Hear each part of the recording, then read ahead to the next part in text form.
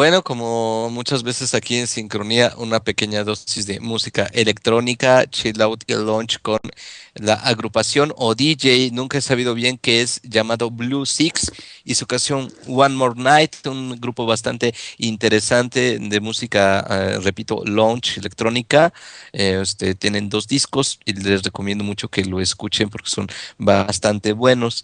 Y esto nos sirve de introducción a nuestro querido César Iglesias, nuestro experto en economía, que ya está aquí con su sección Ecomunica. ¿Qué tal, César? Buenas noches. Buenas noches, Ulises. Buenas noches a todos los que nos escuchan.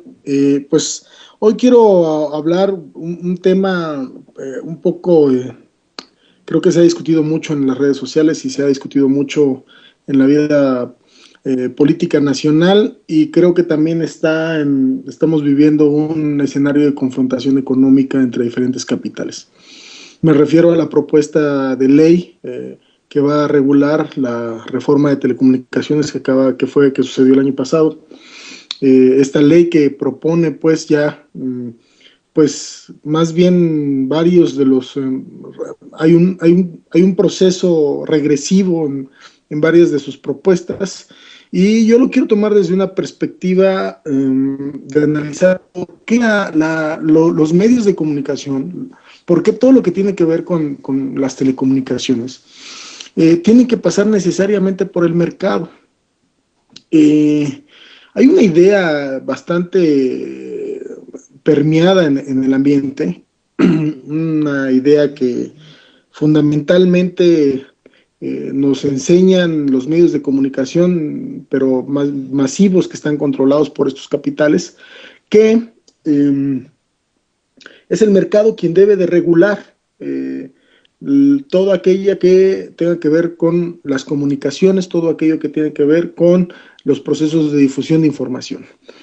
Como si el mercado pudiera regularse solo, como si el mercado no tuviera intereses, justo ahora que lo que vemos es que la información, que los medios de comunicación se han erigido pues como un cuarto poder y que en este proceso en donde el Estado mexicano está perdiendo aquello que vivió durante todo el siglo XX, me refiero a que ustedes acordarán que el Estado mexicano, o bueno, después de la Revolución Mexicana, el Estado mexicano tuvo que construir el capitalismo mexicano.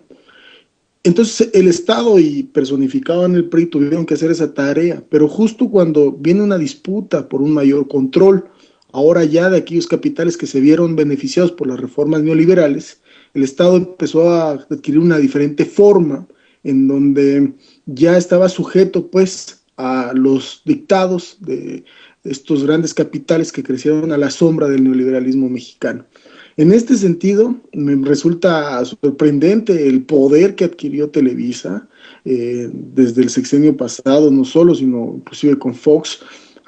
Nos debemos de acordar que parte fundamental del fraude electoral orquestado contra López Obrador tuvo que ver con el manejo de la información que Televisa hizo. Y esto lo traigo a colación porque evidentemente uno de los sectores más importantes, elementales para poderle pegar al Estado mexicano y mantenerlo a raya, van a ser los medios de comunicación, todo lo que tiene que ver con la difusión de las señales de radio, la difusión de las señales de televisión, todo lo que tiene que ver con pues el derecho a la información prácticamente.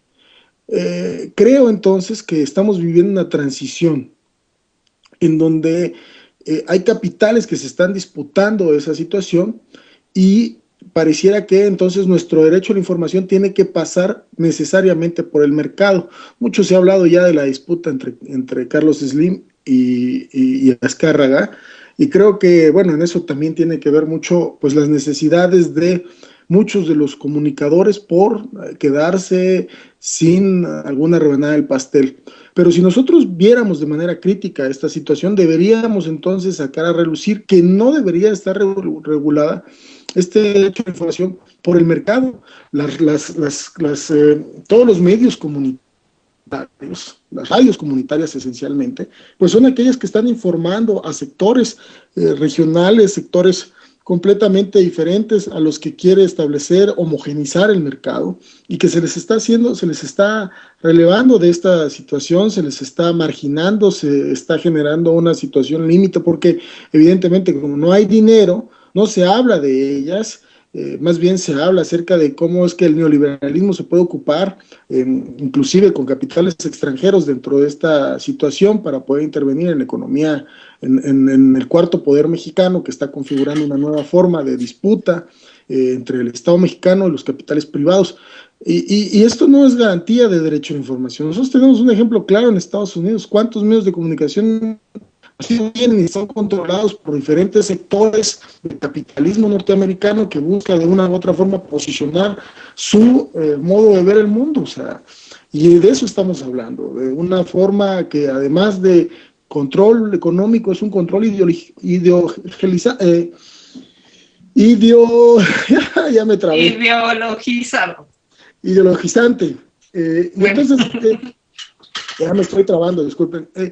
Pero bueno, entonces esta situación pues prácticamente nos está llevando a ceder en la discusión, pensando que será positivo que Carlos Slim tenga una televisión, pensando que será positivo que diferentes capitales, como los que conforman Reforma, como los que conforman diferentes alternativas de información, puedan intervenir en la televisión, como lo es el Universal.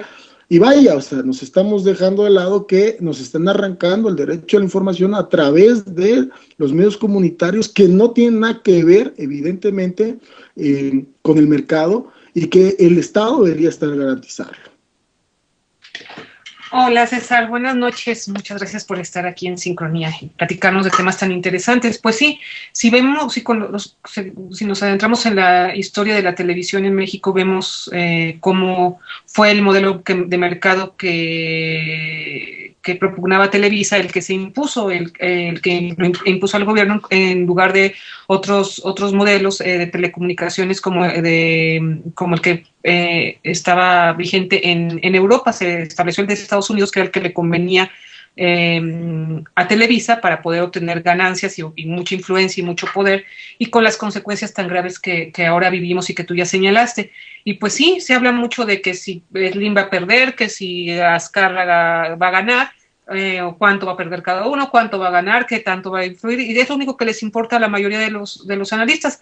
Muy pocos hacen referencia al derecho de las audiencias, al derecho de los consumidores, de los usuarios, a los medios públicos, a los medios, a las radios comunitarias, a las radios indígenas, a todas estas otras alternativas que ayudarían a tener una pluralidad de voces y que no estuvieran supeditadas a lo que tú señalas, a las ganancias, al mercado en última instancia, o en primera y en todas las instancias, ¿no César?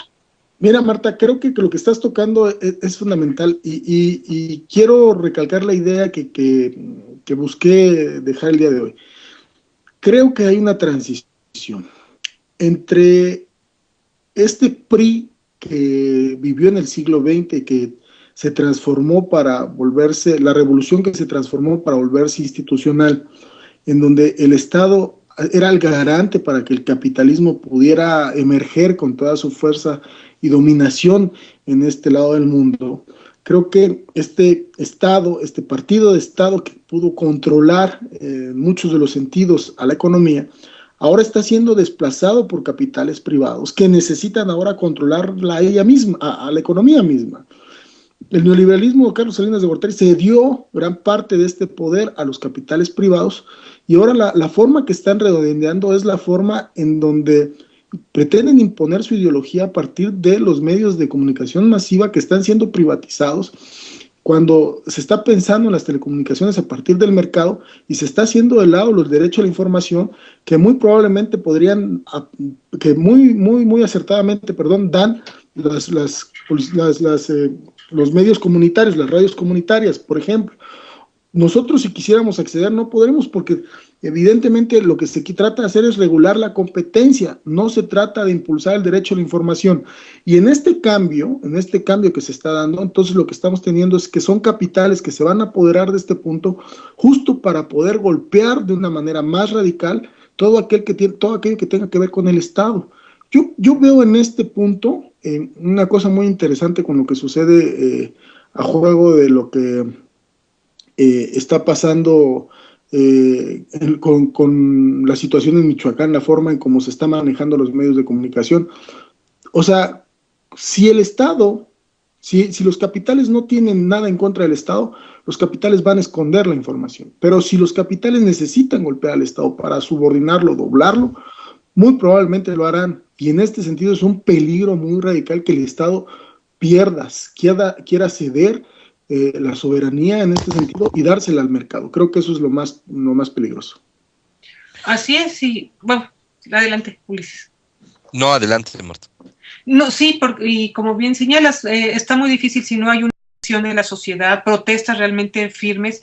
Esto no va a cambiar porque a esto les conviene tanto a la élite política impuesta por la élite económica que se beneficia de ello, y para impedir que pueda llegar al poder, o que alguien que cambie un poquito el modelo económico y que disminuya por lo menos en alguna parte las pingües ganancias de las televisoras y su enorme influencia, César.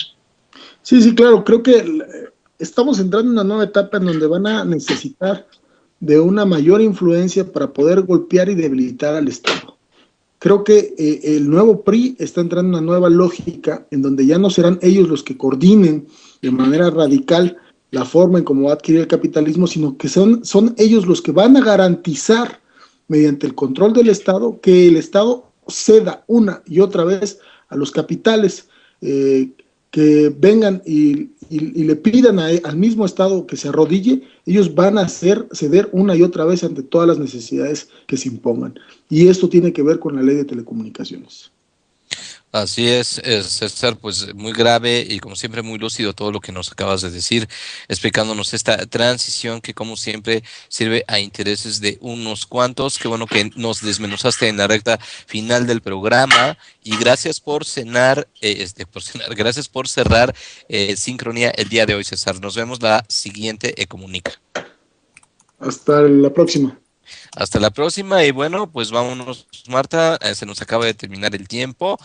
Muchas gracias al equipo de Red Generación, muchas gracias a Noemí León en la continuidad, a Carlos Garza en la música y los controles, a nuestra querida Diana Maya en las redes sociales, a Marta que también funge como guionista del programa y bueno, pues muchas gracias, Marta, nos vamos por el día de hoy. Sí, muchas gracias también a ti por la musicalización, la música tan padre que pusiste hoy, como bien señalas, a todo el equipo de Red Generación que hace posible este programa, a todos nuestros gentilísimos colaboradores por compartir con nosotros sus conocimientos y su tiempo, y a todos los que nos escucharon. Hasta la próxima. Hasta la próxima y nos vamos con Blues Travelers y la música de esa fantástica comedia que es Kingpin. Hasta luego.